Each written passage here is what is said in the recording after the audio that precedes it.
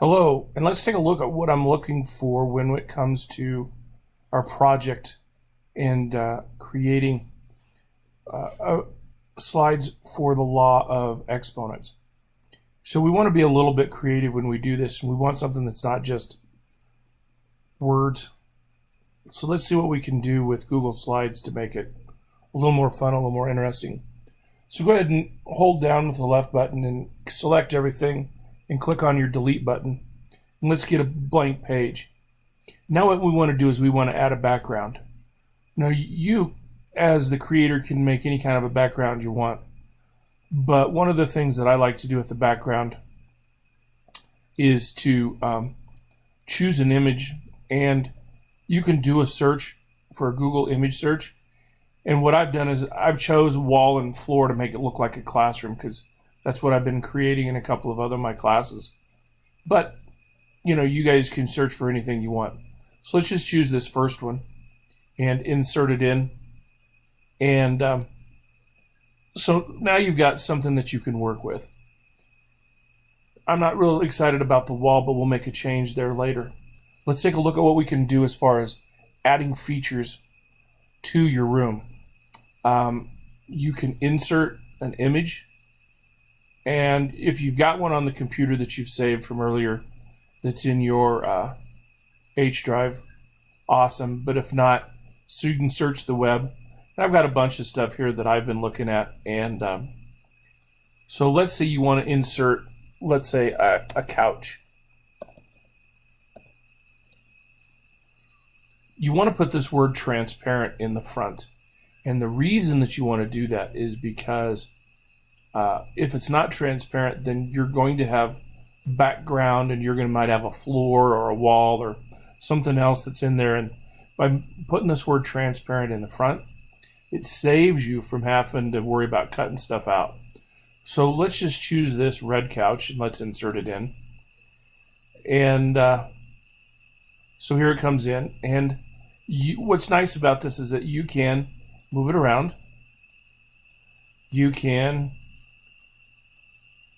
have it partly off the set, like you're coming in and it's part of the furniture that's in front of you. You can be as creative as you want to. So you can move it around wherever you want. You can also grab the corners and you can make it smaller. And so you get to choose wherever you want to make the placement. So you decide. You're the creator. You can also use your arrow keys, make adjustments, okay? And then you can also be creative in the fact of once you have something on the screen, you can add to it and you can layer things. So when you guys saw earlier what I searched for, I'm going to do the same thing. I'm going to search for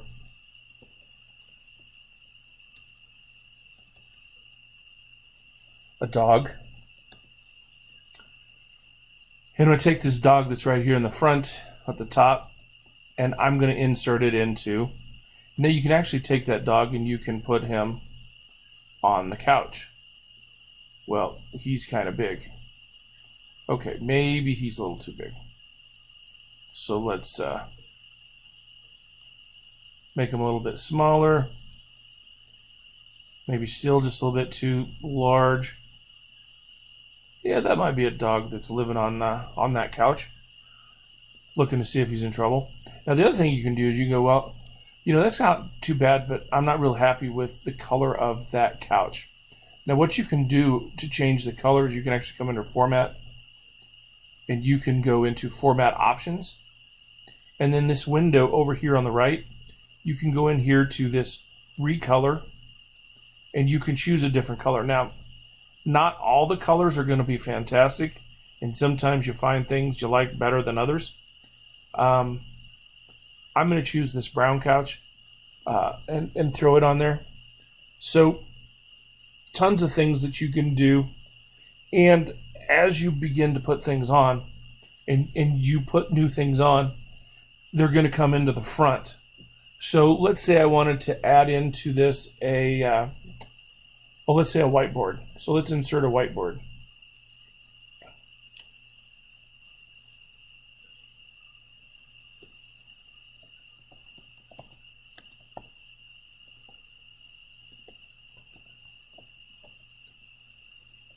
And so I throw the whiteboard in on top of this.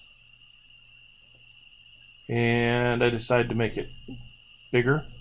And you notice that I just put it in here and it's in front of everything.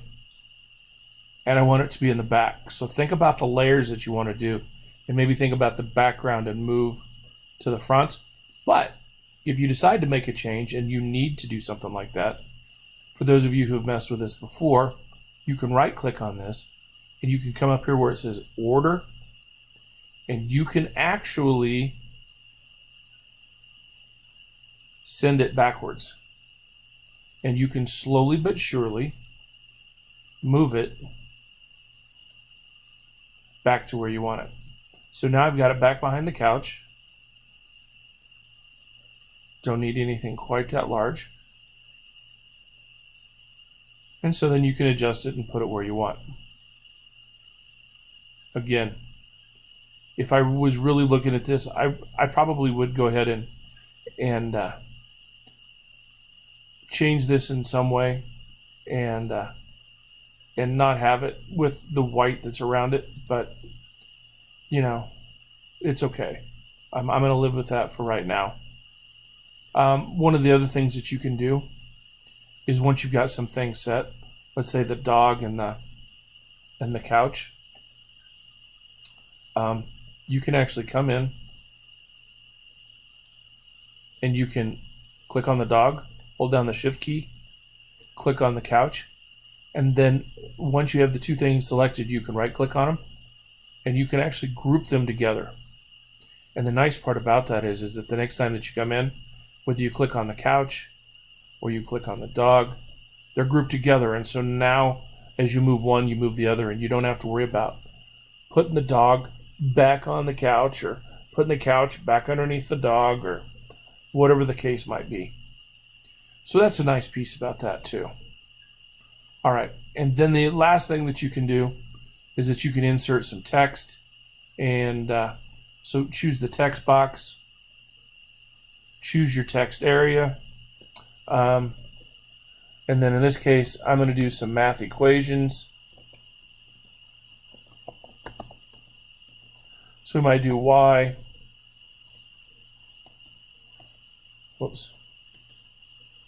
equals mx plus b. But in this case, we're dealing with exponents, right? So maybe you want to do y is equal to x squared. So go ahead and put in your equation and then highlight that number. Now, once that number is highlighted, you can go underneath Format to Text, and then a few superscript. Super meaning above, in this case, and you can actually make it larger. So let's go ahead and make this a little bit bigger so you can see it. I probably should have done that as soon as I threw those in there.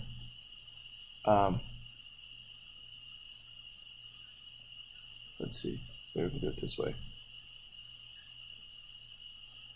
Dun, dun, dun, dun, dun. Well, there it is. That's what I'm looking for. So you can see that that's y squared, okay? And so as you're creating yours and you're making your exponents, remember all you have to do is highlight it and superscript it, okay? Oh yeah, one of the other things I was gonna show you is that you can actually come in and change your background a little bit if the shape is something that you can demonstrate. So I'm going to get rid of all this other stuff because we've seen it enough. I don't like the color of this wall. Let's say I want to do something different. And the nice part is it's a nice big rectangle. You can actually take that shape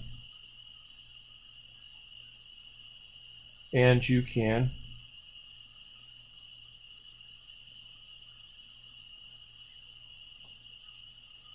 cover it up. Now, as soon as you draw a rectangle or a circle or whatever, it always has a border. No matter whether you wanted it to be a border or not, there's a border.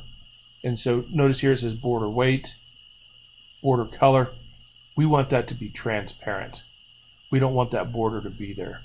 So when I click on it, it looks really nice. Now notice you can see a little bit of the wood in the background. You can try to use your arrow keys and move it, but notice then it shows up over here on the left. So let me show you a little bit of trick that I learned. You can try to grab here and just pull it over a little bit and see if that works. In this case it does. The other thing you can do is you can actually change the scale. So once you have this set up, go into Format Options, and right in here with the size, you can actually change your width or your height. You can use the arrows, or you can actually put your cursor in here and change whatever number that you want to. So that's another option that you can do. And then again, of course, anytime you create a shape, you can also change the color. So then you can come in and you can change it to any color you want. You can choose one of them that they already have here, or you can customize your color. I'm not real choosy on the color that I have, so you know, you can change it to whatever you want. And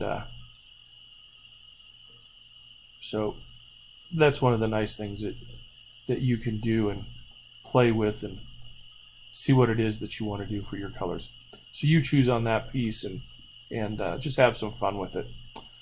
Now, of course, there is a way that you can put Bitmojis into this, and if you're interested in that, you can ask.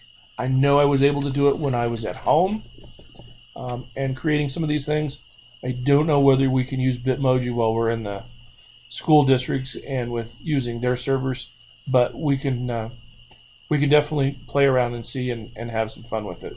I do know you can always do some stuff at home and email it to yourself, or do the work at home sometimes too if you have time. So take this, use it, have fun with it, and use these ideas as you create your slides for the laws of exponents.